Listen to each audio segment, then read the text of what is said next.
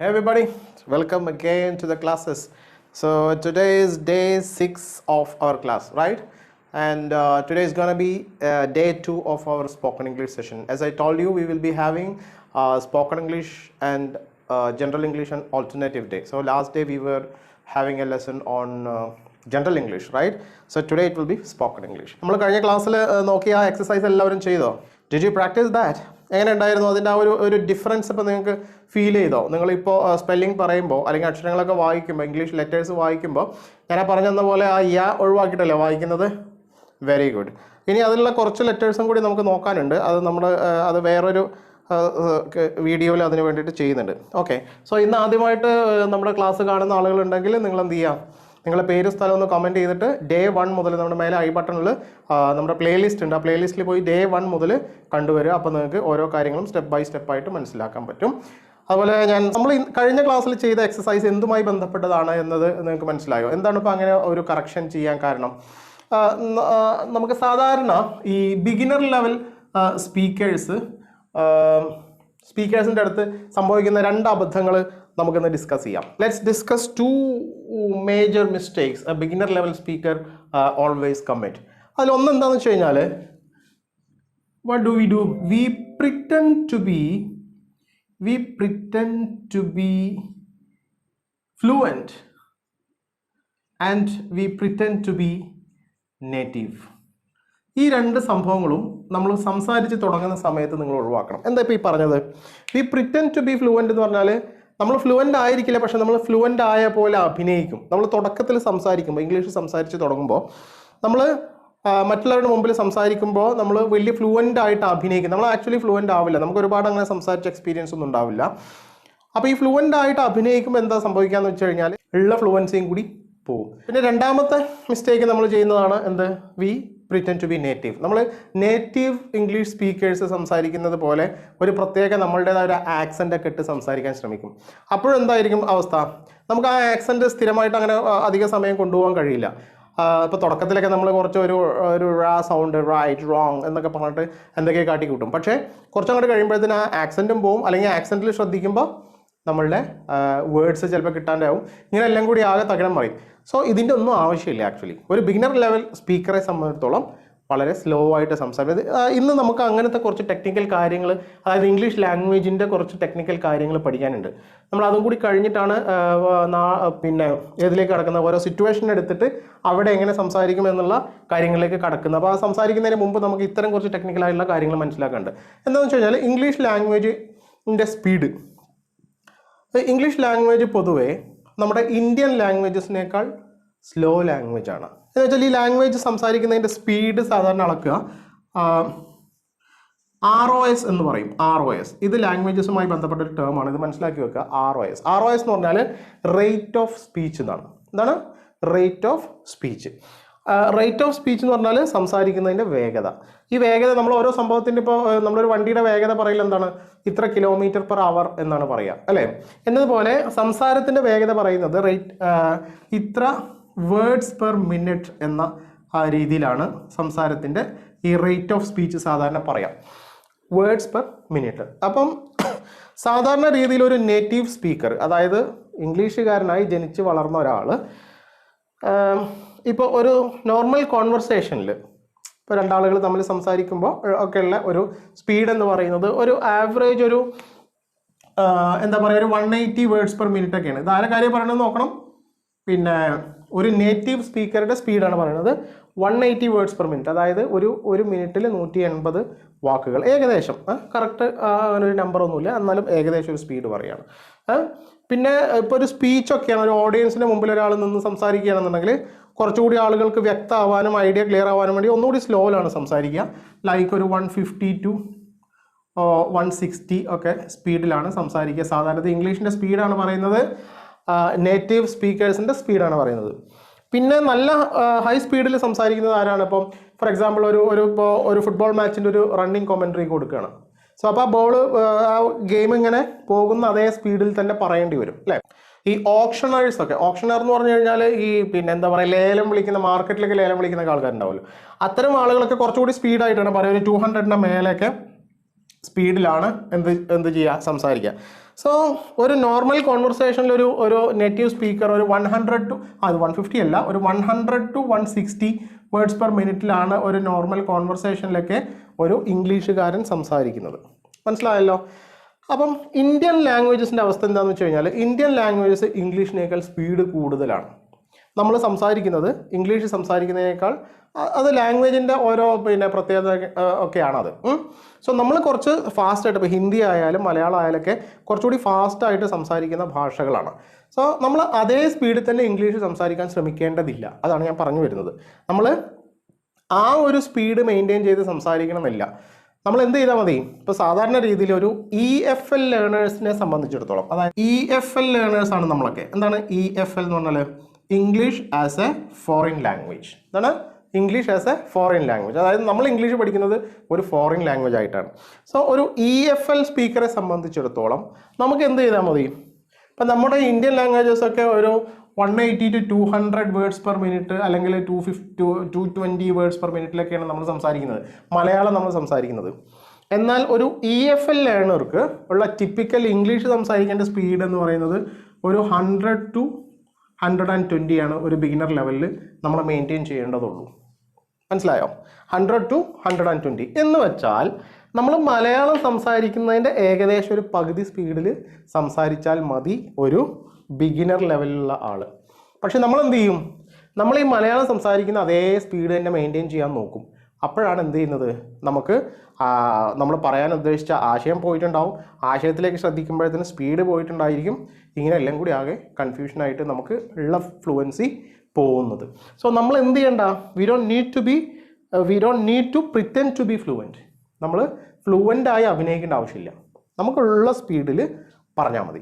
ഈ സ്പീഡ് എന്ന് പറയുന്നത് ഓട്ടോമാറ്റിക്കലി വരുന്നൊരു സംഭവമാണ്. അത് നമ്മൾ സ്ലോവിൽ സംസാരിച്ച് പിന്നെ ഇങ്ങനെ മെല്ലെ മെല്ലെ സ്പീഡായി വരികയാണ് ചെയ്യുക. സോ ഇങ്ങനെയുള്ള ഇങ്ങനത്തെ കുറച്ച് ടെക്നിക്കാലിറ്റീസ് നമ്മൾ മനസ്സിലാക്കണം. നമ്മൾ ഇംഗ്ലീഷ് സംസാരിക്കുക എന്ന് പറഞ്ഞാൽ എന്തോ അങ്ങനത്തെ ഒരു വലിയൊരു പെർഫോമിങ് ആർട്ടാണെന്നൊന്നും വിചാരിക്കേണ്ട. ഇതൊരു ലാംഗ്വേജ് സംസാരിക്കുകയാണ്, വേറെ ഒന്നുമല്ല. സോ നമ്മൾ സ്പീഡിൻ്റെ കാര്യം അത്രയേ ഉള്ളൂ. നമ്മൾ മലയാളം സംസാരിക്കുന്നതിൻ്റെ ഏകദേശം ഒരു പകുതി സ്പീഡിൽ ഫില്ലേഴ്സ് അധികം യൂസ് ചെയ്യാതെ സംസാരിക്കുക. അതിങ്ങനെ സംസാരിച്ച് പ്രാക്ടീസ്, നമ്മളിപ്പോൾ ഇനി അടുത്ത ക്ലാസ് മുതൽ ഓരോ സിറ്റുവേഷൻ ആയിരിക്കും എടുക്കുന്നത്. ആ സിറ്റുവേഷനിൽ ഇംഗ്ലീഷ് എങ്ങനെ യൂസ് ചെയ്യണം, അതിന് അവിടെ ആവശ്യം വരുന്ന വേർഡ്സ്, ഫ്രേസസ്, ക്വസ്റ്റ്യൻസ്, ആൻസേഴ്സ്, ഇങ്ങനത്തെ സംഭവങ്ങളൊക്കെ ആണ് നമ്മൾ ഡിസ്കസ് ചെയ്യുക. കോൺവെർസേഷണൽ ഇംഗ്ലീഷ് ആയിരിക്കും കൂടുതലും നമ്മൾ ഡിസ്കസ് ചെയ്യുക. സോ അപ്പോൾ അതൊക്കെ നമ്മളിങ്ങനെ പറഞ്ഞ് ശീലിക്കുമ്പോൾ ഓട്ടോമാറ്റിക്കലി നമ്മൾ സ്പീഡാവും. സ്പീഡ് ഓട്ടോമാറ്റിക്കലി ആവാനുള്ള സമയം കൊടുക്കുക. നമ്മൾ തുടങ്ങുമ്പോൾ തന്നെ ഭയങ്കര സ്പീഡിൽ ഇങ്ങോട്ട് പറഞ്ഞ് തീർക്കാൻ വേണ്ടിയിട്ട് ചില ആളുകളുണ്ട് അങ്ങനെ. ഇപ്പം നമ്മൾ എന്തെങ്കിലും ഒരു കോൺവെർസേഷനോ അല്ലെങ്കിൽ ഒരു സ്പീച്ചോ അല്ലെങ്കിൽ എന്തെങ്കിലും ഇപ്പോൾ ഒരു സെൽഫ് ഇൻട്രൊഡക്ഷനോ ഒക്കെ ചെയ്യിക്കുമ്പോൾ അത് പെട്ടെന്ന് അങ്ങോട്ട് പറഞ്ഞു തീർത്ത് പോകാൻ വേണ്ടിയിട്ടുള്ള ഒരു വ്യഗ്രത കാണും. അതിന് ഫ്ലുവൻസി എന്ന് പറയില്ല. ഫ്ലുവൻസി എന്ന് പറഞ്ഞു കഴിഞ്ഞാൽ നമ്മൾ ഫില്ലേഴ്സ് അധികം ഇല്ലാതെ ഒരു സ്റ്റഡി ആയിട്ട് ഇങ്ങനെ സംസാരിക്കുന്നതിനാണ്. ഓക്കെ, സോ ആ ഒരു സ്പീഡ് മെയിൻറ്റെയിൻ ചെയ്യുന്നത്. രണ്ടാമത്തെ കാര്യമാണ് ഈ we pretend to be native എന്ന് പറയുന്നത്. നമ്മൾ നേറ്റീവ് സ്പീക്കേഴ്സ് സംസാരിക്കുന്ന പോലെ തന്നെ സംസാരിക്കണം എന്നില്ല. കാരണം അവിടെയാണ് നമ്മൾ ആക്സെൻറ്റിൻ്റെ കാര്യം വരുന്നത്. ആക്സെൻറ്റ് നമ്മൾ കഴിഞ്ഞ ക്ലാസ്സിൽ പഠിച്ചത് അതിൻ്റെ ചെറിയൊരു സംഭവമാണ്. എന്താണ് ഈ ആക്സെൻറ്റ് എന്ന് പറഞ്ഞാൽ? ആക്സെൻറ്റ് എന്ന് കേട്ടിട്ടുണ്ടോ നിങ്ങൾ? ആക്സെൻറ്റ് എന്ന് പറഞ്ഞു കഴിഞ്ഞാൽ വാക്കുകൾ ഉച്ചരിക്കുന്ന രീതി. എന്താണ്? The way words are pronounced. അതാണ് എന്തെന്ന് പറഞ്ഞാൽ ആക്സെൻറ്റ് എന്ന് പറഞ്ഞാൽ. അപ്പോൾ ഈ ആക്സെൻറ്റിൻ്റെ പ്രത്യേകത എന്താണ്? ഇംഗ്ലീഷിന് പല ആക്സെൻറ്റുകളുണ്ട്. പ്രോമിനൻ്റ് ആയിട്ടുള്ള പല ആക്സെൻറ്റുകളും ഇംഗ്ലീഷിനുണ്ട്. ഇംഗ്ലീഷിൻ്റെ ആക്സെൻറ്റുകൾ ഇപ്പോൾ മെയിനായിട്ടുള്ള ആക്സെൻ്റ് ആണ് ഒന്ന് ബ്രിട്ടീഷ് ആക്സെൻറ്റ്. നമ്മൾ കൂടുതലും ഫോളോ ചെയ്യുന്നത് ബ്രിട്ടീഷ് ആക്സെൻ്റ് ആണ്. കാരണം നമ്മൾ ഇവിടെ ഇംഗ്ലീഷ് ഇൻട്രൊഡ്യൂസ് ചെയ്തത് ബ്രിട്ടീഷുകാരായതുകൊണ്ട്. പിന്നെ ഈ ബ്രിട്ടീഷ് ആക്സെൻറ്റിൽ തന്നെ പല ആക്സെൻറ്റുകളുണ്ട്. ബ്രിട്ടീഷ് ഇപ്പോൾ ഒരു നാട്ടിൽ തന്നെ, ഇപ്പോൾ നമ്മുടെ നാട്ടിൽ തന്നെ മലയാളത്തിന് തന്നെ നമുക്ക് എന്തുണ്ടാവും, പല ഓരോ ഏരിയയിൽ, ഇപ്പോൾ കാസർഗോഡ് ഉള്ള ഒരാൾ പറയുന്നത് ചിലപ്പം തിരുവനന്തപുരത്തുള്ള ഒരാൾക്ക് മനസ്സിലാവാറില്ല, അല്ലേ? അത്രയും വ്യത്യാസത്തിൽ മലയാളം ആക്സെൻറ്റുകൾ ഉള്ളത് പോലെ തന്നെ ഇപ്പോൾ ബ്രിട്ടീഷ് ആക്സെൻ്റ് എന്ന് കോമൺ ആയി പറഞ്ഞാൽ ഇപ്പോൾ സ്കോട്ട്ലൻഡിൽ സംസാരിക്കുന്ന പോലെ ആയിക്കോളണമെന്നില്ല എവിടെ സംസാരിക്കുന്നത്, ലണ്ടനിൽ സംസാരിക്കുന്നത്. അതിൽ നിന്ന് ചിലപ്പോൾ ഡിഫറെൻ്റ് ആയിരിക്കും എവിടുത്തെ ആക്സെൻറ്റ്, അയർലൻഡിലെ ആക്സെൻറ്റ്. സോ ഇതൊക്കെ ബ്രിട്ടീഷ് ആക്സെൻറ്റിൻ്റെ വിവിധ വേരിയൻസ് ആണ്. അപ്പം പിന്നെ അതുപോലെ തന്നെ അമേരിക്കൻ ആക്സെൻ്റ് ആയാലും സൗത്ത് അമേരിക്ക പോലെ ആയിക്കോളണമെന്നില്ല ഒരു പക്ഷേ ന്യൂയോർക്കിൽ സംസാരിക്കുന്നത്. സോ ഇങ്ങനെയൊക്കെ ആക്സെൻറ്റിൽ വ്യത്യാസം ഉണ്ടാവും. പിന്നെ ഓസ്ട്രേലിയൻ ആക്സെൻ്റ് ഉണ്ട്, കനേഡിയൻ ആക്സെൻ്റ് ഉണ്ട്. ഇങ്ങനെ ഓരോ കൺട്രിയിലും, അതുപോലെ ഈ ആഫ്രിക്കൻ കൺട്രീസിലുള്ള ആളുകൾ വേറൊരു പ്രത്യേകതരം ആക്സെൻ്റ് ആണ്. സോ ഇങ്ങനെ പല ആക്സെൻറ്റുകളും ഇംഗ്ലീഷിനുണ്ട്. സോ അതേപോലത്തെ അക്സെപ്റ്റബിൾ ആയിട്ടുള്ള ഒരു ആക്സെൻ്റ് തന്നെയാണ് ഇന്ത്യൻ ആക്സെൻ്റ് എന്ന് പറയുന്നത്, നമ്മൾ സംസാരിക്കുന്ന രീതി. അത് അക്സെപ്റ്റബിൾ ആണ്. നമ്മൾ വേറെ എന്തെങ്കിലും ഒരു ഇതിൻ്റെ ഒന്നും ആവശ്യമൊന്നുമില്ല. നമ്മൾ ഇന്ത്യൻ ആക്സെൻറ്റിൽ സംസാരിച്ചാൽ തന്നെ അത് വേൾഡ് വൈഡ് ആയിട്ട് ആളുകൾക്ക് മനസ്സിലാവും. ഇനി രണ്ടാമത്തെ കാര്യം, പിന്നെ അഥവാ നമുക്ക് അങ്ങനെ വല്ല പ്രത്യേക ആക്സെൻറ്റിലും സംസാരിക്കണം എന്നുണ്ടെങ്കിൽ അതിൻ്റെ പ്രത്യേക ട്രെയിനിങ് ഉണ്ട്. വോയിസ് ആൻഡ് ആക്സെൻറ്റ് ട്രെയിനിങ് എന്ന് പറഞ്ഞിട്ടുള്ള ട്രെയിനിങ് ഉണ്ട്. ആ ട്രെയിനിങ്ങിൽ നമ്മളിപ്പോൾ അമേരിക്കൻ ആക്സെൻ്റ് ആണ് അല്ലെങ്കിൽ ബ്രിട്ടീഷ് ആക്സെൻ്റ് ആണ് ട്രെയിനിങ് എടുക്കുന്നതെങ്കിൽ ആ ഒരു ആക്സെൻറ്റിൽ ഓരോ സൗണ്ടുകളും എങ്ങനെയാണ് പറയുക എന്നൊക്കെയുള്ളത് ട്രെയിനിങ് എടുത്തതിന് ശേഷം ചെയ്യുക. നമ്മൾ വെറുതെ ഒരു ഫേക്ക് ആക്സെൻ്റ് ഇടുക എന്ന് പറയുന്നത് വളരെ മോശമാണ്. അത് സത്യം പറഞ്ഞാൽ നമ്മളെക്കുറിച്ചുള്ളൊരു ഇമ്പ്രഷൻ ഇല്ലാതാക്കാൻ ചെയ്യുക. നമ്മളത് എന്തോ നമ്മൾ ഇംഗ്ലീഷുകാരെ പോലെ സംസാരിക്കുന്നു എന്നൊക്കെ വിചാരിച്ചിട്ട് സംസാരിക്കുകയാണെങ്കിലും അത് ശരിക്കും ഒരു അക്സെപ്റ്റബിൾ ആക്സെൻ്റ് അല്ല, അതൊരു ഫേക്ക് ആക്സെൻ്റ് ആയിട്ടാണ് ആളുകൾ കണക്കൂട്ടുക. സോ നമുക്കിനി ചെയ്യാൻ പറ്റുന്ന വേറൊരു കാര്യമുണ്ട്. അതിൻ്റെ ഭാഗമായിട്ടാണ് നമ്മൾ കഴിഞ്ഞ ക്ലാസ്സിലുള്ള എക്സസൈസ് ചെയ്തത്.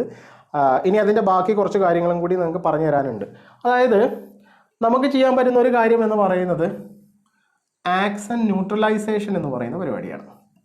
എന്താണ്? ഇതൊക്കെ ലാംഗ്വേജ് സംസാരിക്കുന്നതുമായി ബന്ധപ്പെട്ട ചില ടെക്നിക്കൽ കാര്യങ്ങളാണ്. ഇതൊക്കെ നിങ്ങൾ മനസ്സിലാക്കി വെക്കുക. നമ്മൾ ഒന്നും അറിയാണ്ട് വെറുതെ സംസാരിച്ചിട്ട് കാര്യമില്ലല്ലോ. അതിൻ്റെ ചില വശങ്ങളൊക്കെ നമ്മൾ മനസ്സിലാക്കണം എന്ത് കാര്യം ചെയ്യുമ്പോഴും. എന്നാലേ നമുക്കത് ഉത്തരവാദിത്തത്തോടുകൂടി ചെയ്യാൻ സാധിക്കുള്ളൂ, അല്ലേ? ഒന്നും അറിയാതെ വെറുതെ ഞാൻ എന്തെങ്കിലും ഒരു സ്ക്രിപ്റ്റ് തരുന്നു, നിങ്ങളത് ബൈഹാർട്ട് ചെയ്യുന്നു, എന്നിട്ട് അങ്ങനെ പറഞ്ഞു പഠിക്കുന്നു, അതുകൊണ്ട് കാര്യമില്ല. നിങ്ങൾക്ക് ഇൻഡിപെൻഡൻ്റ് ആയിട്ട് കൈകാര്യം ചെയ്യാൻ കഴിയണം. ലാംഗ്വേജ് നിങ്ങൾക്ക് ഒരാളുടെ അതായത് നമ്മുടെ ഈ കോഴ്സ് ശരിക്കും ഒരു 4 months നിങ്ങൾ ഫോളോ ചെയ്യുകയാണെന്നുണ്ടെങ്കിൽ നിങ്ങളുടെ ഉള്ളിലൊരു ആശയം ഉണ്ടെങ്കിൽ അത് ഇംഗ്ലീഷിൽ പറയാനോ എഴുതാനോ ഒന്നും നിങ്ങൾക്ക് രണ്ടാമതൊരാളുടെ ഹെൽപ്പ് ആവശ്യം വരില്ല. ആ ഒരു രീതിയിലേക്ക് നിങ്ങൾ എത്തിക്കാനാണ് ഞാൻ ശ്രമിച്ചുകൊണ്ടിരിക്കുന്നത്. ഓക്കെ, സോ ഈ ആക്സെൻറ്റ് ന്യൂട്രലൈസേഷൻ എന്ന് പറഞ്ഞാൽ എന്താണ്? ഇപ്പോൾ നമ്മൾ ഈ വേറൊരു ആക്സെൻറ്റ് വേറൊരു സ്റ്റൈൽ സ്വീകരിക്കാൻ നോക്കുന്നത് എന്തുകൊണ്ടാണ്? നമുക്ക് തോന്നുന്നുണ്ട് നമ്മുടെ ഇംഗ്ലീഷ് ഒരു മലയാളം പോലത്തെ ഇംഗ്ലീഷാണെന്ന്, അല്ലേ? സോ അത് ഒഴിവാക്കാൻ വേണ്ടി അതിനാണ് എന്തെന്ന് പറയാം, MTI എന്ന് പറയാം. എന്താ പറയുക? MTI. ഇന്നിപ്പോൾ നമ്മൾ പല അങ്ങനത്തെ സംഭവങ്ങളും പഠിക്കുന്നുണ്ട്, അല്ലേ? ROS പഠിച്ചു, പിന്നെ WPM വേർഡ്സ് പെർ മിനിറ്റ് പഠിച്ചു. അതുപോലത്തെ ഒരു സംഭവമാണ് MTI, അതായത് മദർ ടങ് ഇൻഫ്ലുവൻസ്. എന്താണ് മദർ ടങ് ഇൻഫ്ലുവൻസ്? നമ്മുടെ മാതൃഭാഷയുടെ സ്വാധീനം. ഈ MTI റെഡ്യൂസ് ചെയ്യാൻ വേണ്ടിയിട്ടുള്ള ട്രെയിനിങ് ആണ് എന്ത്? Accent neutralisation training. അപ്പോൾ എന്ന് വെച്ചാൽ നമ്മുടെ ഒരു മലയാളം ഉച്ചാരണ രീതി നമ്മുടെ ഇംഗ്ലീഷിൽ കടന്നുകൂടിയിട്ടുണ്ടാവും. സോ അത് പൂർണ്ണമായിട്ട് ഒഴിവാകുന്നില്ല. നമ്മുടെ സ്പീച്ച് ഓർഗൻസ് ഒക്കെ മലയാളം പ്രൊഡ്യൂസ് ചെയ്ത് അതിനനുസരിച്ച് ആയിട്ടുണ്ട്. സോ എന്നാലും അത് നമുക്ക് റെഡ്യൂസ് ചെയ്യാൻ പറ്റും, കുറക്കാൻ പറ്റും. അതിന് വേണ്ടിയിട്ടുള്ള ചില ടെക്നിക്സാണ് ഈ ആക്സെൻറ്റ് ന്യൂട്രലൈസേഷൻ ടെക്നിക്സ്. അപ്പോൾ അത് അപ്പോൾ അതിൻ്റെ ഫസ്റ്റ് ക്ലാസ്സാണ് ഞാൻ നിങ്ങൾക്ക് കഴിഞ്ഞ ക്ലാസ്സിൽ തന്നത്. എന്ത്? ലെറ്റേഴ്സ് പറയുന്നിടത്ത് ശ്രദ്ധിക്കേണ്ട കാര്യങ്ങൾ. ഇനിയും ചില ലെറ്റേഴ്സ് പ്രൊഡ്യൂസ് ചെയ്യുന്നിടത്ത് ഒരു വ്യത്യാസം വരുത്തുമ്പോൾ കുറച്ചുകൂടി നമ്മുടെ ഇംഗ്ലീഷ് എന്താവും, നമ്മുടെ മലയാളത്തിൻ്റെ ഇൻഫ്ലുവൻസ് പോയി കുറച്ചും കൂടി ഒരു ന്യൂട്രൽ സ്റ്റൈലിലേക്ക് വരും. അപ്പോൾ അത് അമേരിക്കൻ ആക്സെൻറ്റും അല്ല, ബ്രിട്ടീഷ് ആക്സെൻറ്റും അല്ല, കനേഡിയൻ ആക്സെൻറ്റും ഒന്നും അല്ല. പക്ഷേ എന്തുണ്ടാവില്ല, നമ്മുടെ മലയാളത്തിൻ്റെ ആ ടച്ചിന് കുറച്ച് കുറഞ്ഞിട്ട് നമ്മളത് ഒന്നുകൂടി ഒരു വെസ്റ്റേൺ സ്റ്റൈലിലേക്ക് മാറ്റാൻ വേണ്ടിയില്ല. അത് ഞാൻ നിങ്ങൾക്ക് ഇതിൻ്റെ ഇടയിൽ ചില ക്ലാസ്സുകൾ അതിൻ്റേതായിരിക്കും. ചില ക്ലാസ്സുകൾ how to make our communication more efficient എന്നുള്ള രീതിയിലുള്ളതായിരിക്കും. ഇതെല്ലാം ഇതിൻ്റെ ഇടയിൽ വരും. നമ്മൾ ഈ കോഴ്സ് കഴിയുമ്പോഴത്തേനും നിങ്ങൾ അങ്ങനത്തെ കാര്യങ്ങളിലൊക്കെ എക്സ്പേർട്സായി മാറിയിട്ടുണ്ടാവും. ഓക്കെ, സോ ആക്സെൻറ്റ് ന്യൂട്രലൈസേഷൻ നമുക്ക് പഠിക്കാനുണ്ട്. അപ്പോൾ അതിൻ്റെ ഫസ്റ്റ് ക്ലാസ്സാണ് ഞാൻ അന്ന് തന്നത്. അപ്പോൾ ഈ ഇംഗ്ലീഷ് ലാംഗ്വേജ് ഒരു പ്രത്യേകത ഉണ്ട്. എന്താണെന്ന് വെച്ച് കഴിഞ്ഞാൽ ഇംഗ്ലീഷ് ലാംഗ്വേജ് ഒരു നോൺ ഫോണറ്റിക് ലാംഗ്വേജാണ്. എന്ത് ലാംഗ്വേജാണ്? Non phonetic language. അതെന്താണ് ഈ phonetic language, non phonetic language എന്ന് പറഞ്ഞാൽ എന്താണ്? പറഞ്ഞുതരാം. ഇപ്പം നമ്മുടെ ഇന്ത്യൻ ലാംഗ്വേജ്, ഇപ്പം മലയാളം ഒരു ഫോണറ്റിക് ലാംഗ്വേജാണ്. ഫോണറ്റിക് ലാംഗ്വേജിൻ്റെ പ്രത്യേകത എന്താണ്? ഫോണറ്റിക് ലാംഗ്വേജിൻ്റെ പ്രത്യേകത എന്താണോ എഴുതുന്നത് അത് തന്നെയാണ് പറയുക, അല്ലേ? നമുക്ക് എന്തുണ്ട്? ഓരോ അക്ഷരത്തിനും ഓരോ സൗണ്ടേ ഉള്ളൂ. അതായത് ഇപ്പോൾ ക എന്ന് പറയുന്ന അക്ഷരം, മലയാളത്തിലെ ക, ഈ ക എന്ന അക്ഷരം എവിടെ വന്നാലും അത് ക എന്ന് തന്നെയാണ് വായിക്കുക, അല്ലേ? ഇപ്പോൾ ഈ വാക്കിൽ ക വന്നാൽ പിന്നെ ഷ എന്നാണ് വായിക്കുക. അല്ലെങ്കിൽ ക ഇവിടെ വന്നാൽ വേറെ എന്തെങ്കിലും ഒരു സൗണ്ടാണ് വരിക, അങ്ങനെയൊന്നുമില്ല. ക എന്ന് എഴുതിയാൽ അത് ക തന്നെ. അത് എല്ലായിടത്തും അങ്ങനെ തന്നെയാണ്. എന്ന് വെച്ചാൽ ഓരോ അക്ഷരത്തിൻ്റെ സൗണ്ട് എന്താണോ അത് എല്ലായിടത്തും അങ്ങനെ തന്നെ. നേരെ വെച്ചാൽ ഇംഗ്ലീഷിൽ അങ്ങനെയല്ല. ഇംഗ്ലീഷിൽ എന്താണ്, ഒരക്ഷരത്തിന് തന്നെ പല സൗണ്ടും ഉണ്ടായിരിക്കും അല്ലേ? അതെന്താ കാരണം എന്ന് വെച്ച് കഴിഞ്ഞാൽ ഇംഗ്ലീഷിലാകെ 26 ലെറ്റേഴ്സേ ഉള്ളൂ. ഈ 26 ലെറ്റേഴ്സ് വെച്ചിട്ട് ഒരുപാട് സൗണ്ടുകൾ പ്രൊഡ്യൂസ് ചെയ്യാനുണ്ട്. നേരെ മറിച്ച് മലയാളത്തിലാണെങ്കിലോ എത്ര ലെറ്റേഴ്സ് ഉണ്ട് നമ്മുടെ ആൽഫബറ്റിൽ? ഇപ്പോഴും നമുക്ക് കൺഫ്യൂഷൻ മാറാത്തൊരു സംഭവമാണത്, മലയാളം ആൽഫബറ്റിൽ എത്ര ലെറ്റേഴ്സ് ഉണ്ട് എന്നുള്ളത് അല്ലേ? ചില ആളുകൾ 52 എന്ന് പറയുന്നുണ്ട്, ചില ആളുകൾ 56 എന്ന് പറയുന്നുണ്ട്. നിങ്ങൾക്ക് കറക്റ്റായിട്ട് അറിയുന്ന ആളുകളൊക്കെ ഒന്ന് കമൻറ്റ് ചെയ്ത് നോക്കട്ടെ. അപ്പോൾ എത്ര ആയാലും 52 ആയാലും 54 ആയാലും 56 ആയാലും നമുക്ക് അത്രയും അക്ഷരങ്ങളുണ്ട്. സോ നമുക്ക് എന്തിൻ്റെ ആവശ്യമില്ല, ഒരു ലെറ്ററിന് ഒന്നിലധികം സൗണ്ട് കൊടുക്കേണ്ട ആവശ്യമില്ല. വേറെ സൗണ്ടിന് വേറെ അക്ഷരം നമുക്കുണ്ട് നമ്മുടെ ആൽഫബറ്റിൽ. നേരെ മറിച്ച് ഇംഗ്ലീഷിലാകെ ഇതിൻ്റെ പകുതി ലെറ്റേഴ്സേ ഉള്ളൂ. അപ്പോൾ ഉള്ള അക്ഷരങ്ങൾ വെച്ചിട്ട് ഈ എല്ലാ സൗണ്ടും പ്രൊഡ്യൂസ് ചെയ്യണ്ടേ? അപ്പോൾ ഒരേ അക്ഷരത്തിന് തന്നെ പല സൗണ്ടും ഉണ്ടായിരിക്കും പല സിറ്റുവേഷനിൽ. അപ്പോൾ അത്തരം അതായത് സ്പെല്ലിംഗ് റൂൾസ് അല്ലെങ്കിൽ പ്രൊനൗൺസിയേഷൻ റൂൾസ് ഒന്നും അങ്ങനെ ഒരു ഫിക്സ്ഡ് അല്ല. നമുക്ക് ഇന്ന അക്ഷരത്തിന് ഇന്ന സൗണ്ട് എന്ന് പറയാൻ കഴിയില്ല. ഇപ്പോൾ ഒരു എക്സാമ്പിൾ പറയുകയാണെങ്കിൽ ഇപ്പം ക്യാറ്റ് എന്നെഴുതുമ്പോൾ എൻ്റെ സൗണ്ട് എന്താണ്? ഒരു എ സൗണ്ടാണ് അല്ലേ? എന്നാൽ ഫാദർ എന്നെഴുതിയാൽ എൻ്റെ സൗണ്ട് എ എന്നല്ല, അതെന്തായി? ആന്നായി അല്ലേ? ഇനിയിപ്പോൾ നമ്മൾ ഫേക്ക് എന്നെഴുതി എന്ന് വിചാരിച്ചോ, അല്ലെങ്കിൽ കേക്ക് എന്നൊക്കെ എഴുതി. സോ അപ്പോൾ ഇവിടെ എൻ്റെ സൗണ്ട് എന്തല്ല, ആന്നല്ല, എന്തായി? ഒരു എ എന്ന് പറയുന്ന ഒരു സൗണ്ടായി മാറി അല്ലേ? ഇനിയിപ്പോൾ നമ്മൾ കോൾ എന്നെഴുതുകയാണെന്ന് വിചാരിക്കുക. കോൾ എന്നെഴുതുമ്പോൾ അവിടെയും നമ്മൾ ഏതാ ഉപയോഗിക്കുന്നത്? എ ആണ് ഉപയോഗിക്കുന്നത്, പക്ഷേ അതിൻ്റെ സൗണ്ട് എന്താണ്? ഓ എന്നാണ്. അപ്പോൾ നോക്കൂ, എ എന്ന് പറയുന്ന ഒരൊറ്റ അക്ഷരം 4 സ്ഥലത്ത് വരുമ്പോൾ 4 സൗണ്ടാണ്. ഒരു സ്ഥലത്ത് ഓ സൗണ്ടാണ്, ഒരു സ്ഥലത്ത് എ സൗണ്ടാണ്, ഒരു സ്ഥലത്ത് ആ സൗണ്ടാണ്, ഒരു സ്ഥലത്ത് എ സൗണ്ടാണ്. അപ്പോൾ ഇതാണ് നോൺ ഫൊണറ്റിക് ലാംഗ്വേജിൻ്റെ അവസ്ഥ. ഇപ്പോൾ വേറൊരു എക്സാമ്പിൾ നോക്കുകയാണെന്നുണ്ടെങ്കിൽ ഇപ്പോൾ ഈ ക്യാറ്റ് എന്ന് എഴുതി. ഇപ്പോൾ ഇതിലുള്ള സി, ഇവിടെ ഇപ്പോൾ സീൻ്റെ സൗണ്ട് എന്താ? ഇവിടെ സീൻ്റെ സൗണ്ട് ഒരു ക് സൗണ്ടാണ് അല്ലേ, ക്യാറ്റ്. ഇനി നമ്മളിപ്പോൾ ഫേസ് എന്ന് എഴുതുകയാണ്. ഫേസ് എന്ന് എഴുതുമ്പോൾ സീൻ്റെ സൗണ്ട് എന്താണ്? ഒരു സ് എന്നുള്ള സൗണ്ടാണ് അല്ലേ? ഇനിയിപ്പോൾ ഓഷ്യൻ എന്ന് എഴുതുകയാണെങ്കിലോ അവിടെ സീൻ്റെ സൗണ്ട് ഒരു ഷ് എന്ന് പറയുന്ന സൗണ്ടാണ്. സോ ഒരേ അക്ഷരത്തിന് തന്നെ പല വേർഡ്സിലും പല സൗണ്ടാണ് വരുന്നത്. സോ ഇത്തരം സംഭവത്തിനാണ് ഇതാണ് നോൺ ഫോണറ്റിക് ലാംഗ്വേജ് ആയുള്ള ബുദ്ധിമുട്ട്. പിന്നെയുള്ള മറ്റൊരു സംഭവമാണ് എന്ത്? ഈ സൈലൻറ്റ് ലെറ്റർ. ചില സൗണ്ടുകൾ സൈലൻ്റ് ആയിരിക്കും, അക്ഷരം ഉണ്ടാവും പക്ഷേ സൈലൻറ്റ്. ഇപ്പോൾ ഫോർ എക്സാമ്പിൾ ഇപ്പോൾ ഡൗട്ട് എന്ന വേർഡിൽ ബി എന്താണ്? സൈലൻ്റ് ആണ്. ഓക്കെ. അല്ലെങ്കിൽ സൈൻ എന്നെഴുതുമ്പോൾ ജി എന്താണ്? സൈലൻ്റ് ആണ്. അതുപോലെ ഇപ്പോൾ ഹൂ എന്നെഴുതുമ്പോൾ ഇതിൽ ഡബ്ല്യു എന്താണ്? സൈലൻ്റ് ആണ്, നമ്മൾ വായിക്കാറില്ല, അതിൻ്റെ അപ്പുറത്തുള്ളതേ വായിക്കാറുള്ളൂ. ഐലൻഡ് എന്നെഴുതിയാൽ അതിൽ ഒരു എസ് ഉണ്ട്, പക്ഷെ അത് പറയാറില്ല അല്ലേ? ഇപ്പം ഡെറ്റ് എന്ന വാക്കിൽ ബി സൈലൻ്റ് ആണ്. ഇതൊക്കെ നോൺ ഫോണറ്റിക് ലാംഗ്വേജിൻ്റെ ഒരു ബുദ്ധിമുട്ടാണ്. അതുപോലെ ചിലപ്പം ഒന്നിലധികം അക്ഷരങ്ങളുടെ കൂട്ടം തന്നെ സൈലൻ്റ് ആവുകയും ഇപ്പോൾ ഈ OUGH ഇത് ചില സ്ഥലത്ത് ഭയങ്കര ഇപ്പോൾ ത്രൂ എന്നെഴുതുകയാണെന്നുണ്ടെങ്കിൽ ഇത്രയും സാധനത്തിന് നമ്മൾ എന്നാണ് പിന്നെ സൗണ്ടാണ് കൊടുക്കുന്നത് അല്ലേ? ത്രൂ അല്ലേ? നേരെ മറിച്ച് ടഫ് എന്നെഴുതുകയാണെങ്കിലോ OUGH തന്നെയാണ് ഇവിടെ വരുന്നത്, പക്ഷെ ഇതിന് ഏതാ സൗണ്ട്? ഫ് എന്നുള്ള സൗണ്ടാണ്. ദോ എന്നെഴുതുകയാണെങ്കിലോ THOUGH.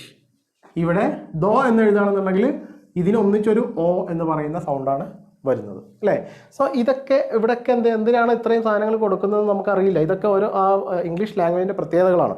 നോൺ ഫോണറ്റിക് ലാംഗ്വേജസ് ഇങ്ങനെയാണ്. സോ ഇതിനങ്ങനെ പ്രത്യേകിച്ചൊരു ജനറൽ റൂളൊന്നുമില്ല. ഇത് നമ്മൾ എന്ത് ചെയ്യണം? വായിച്ചും എഴുതിയും കണ്ടും പറഞ്ഞും ഒക്കെ നമ്മൾ മനസ്സിലാക്കി വെക്കണം. അതേ ഇതിന് മാർഗമുള്ളൂ. അപ്പോൾ നമ്മൾ മലയാളികളാകുമ്പോൾ നമുക്ക് ഈ ഫോണറ്റിക് ലാംഗ്വേജസ് ഉപയോഗിച്ച് ശീലിച്ചതുകൊണ്ട് നമുക്ക് ഇത് കുറച്ച് സ്ട്രെയിഞ്ച് ആയിട്ട് തോന്നും, കുറച്ച് ബുദ്ധിമുട്ടുണ്ടായിരിക്കും. കാരണം നമ്മൾ മലയാളത്തിൻ്റെ പ്രത്യേകത എന്താ വെച്ചാൽ നമ്മൾ മലയാളത്തിൽ എന്താണോ എഴുതിയത് അത് മുഴുവൻ വായിക്കും അല്ലേ? മലയാളത്തിന് അങ്ങനെ സൈലൻറ്റിൻ്റെ പരിപാടിയൊന്നുമില്ല.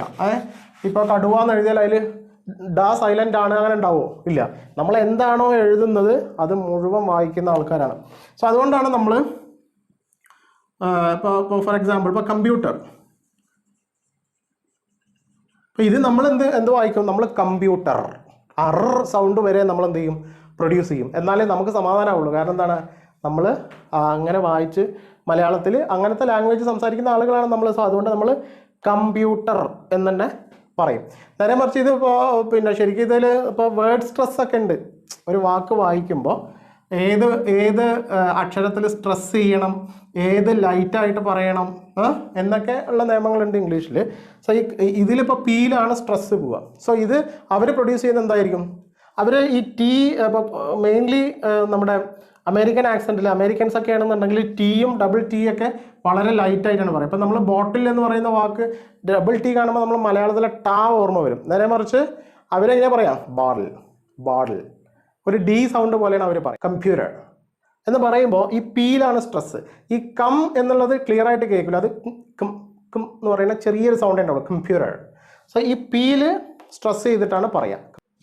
അല്ലെങ്കിൽ നമ്മളിപ്പോൾ ഇത് കണ്ടു കഴിഞ്ഞാൽ നമ്മൾ ഇതെന്തെന്നെ വായിക്കാം, നമ്മൾ ഹോട്ടൽ എന്നാണ് വായിക്കുക, ഹോട്ടൽ. കാരണം നമുക്കിത് മുഴുവൻ വായിക്കണം, ഹോട്ടൽ. അത്രയും വായിച്ചാലേ നമ്മുടെ ഫൊണറ്റിക് ലാംഗ്വേജുകാർക്ക് സമാധാനമാവുള്ളൂ. നേരെ മറിച്ച് ഇതിൽ ടീയിലാണ് സ്ട്രെസ് ചെയ്യുന്നത്. അപ്പം ഈ ഭാഗം വളരെ ലൈറ്റായിട്ട് പറയും, ഹൊറ്റേൽ എന്നാണ് പറയാം. എന്താ പറയുക, ഹൊറ്റേൽ. നമ്മൾ ഹോ എന്ന് നീട്ടും, ഹോട്ടൽ എന്ന് പറയും.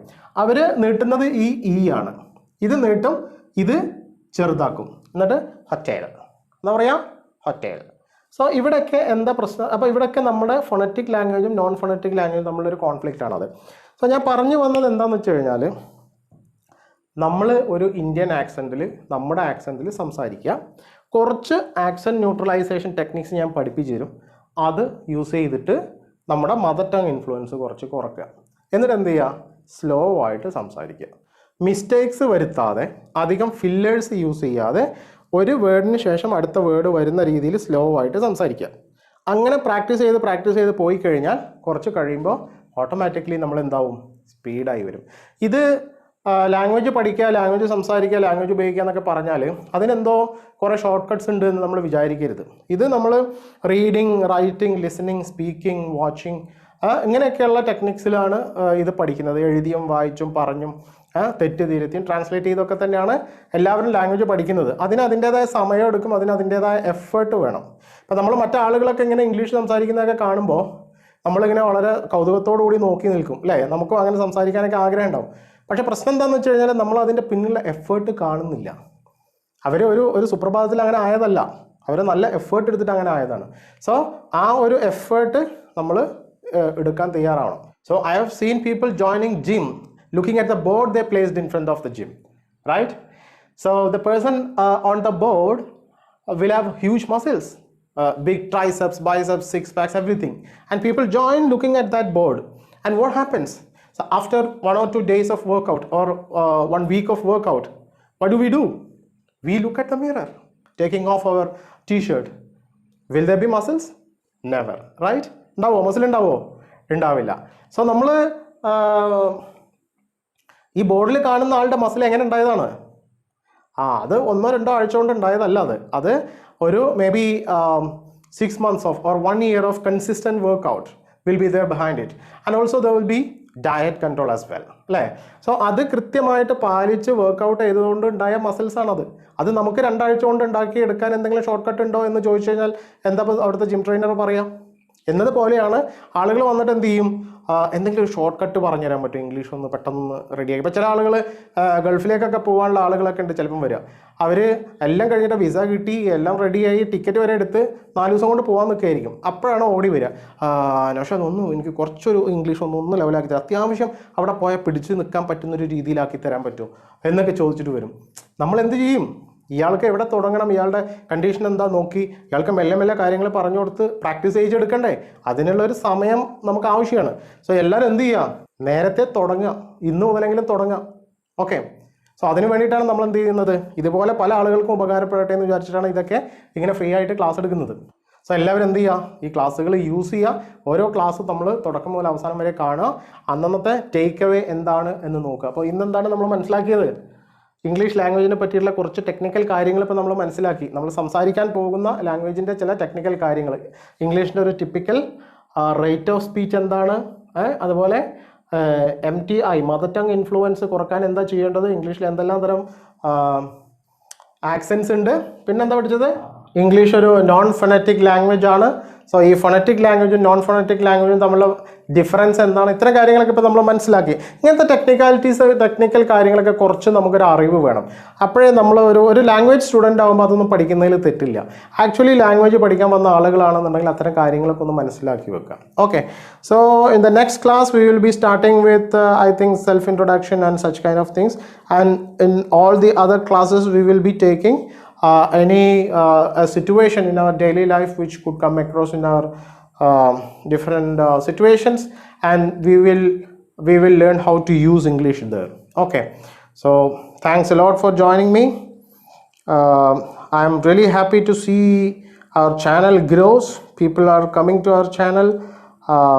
Many people have started to follow the classes, and some of them are leaving their good comments as well. So what I want you guys to do is, when you check out the class, you just leave a comment, at least a thank you, or you just type in what did you learn today. Okay, a summary of the takeaway, something you have to comment. All right, so once again, thank you so much. See you in the next class. Till then, goodbye.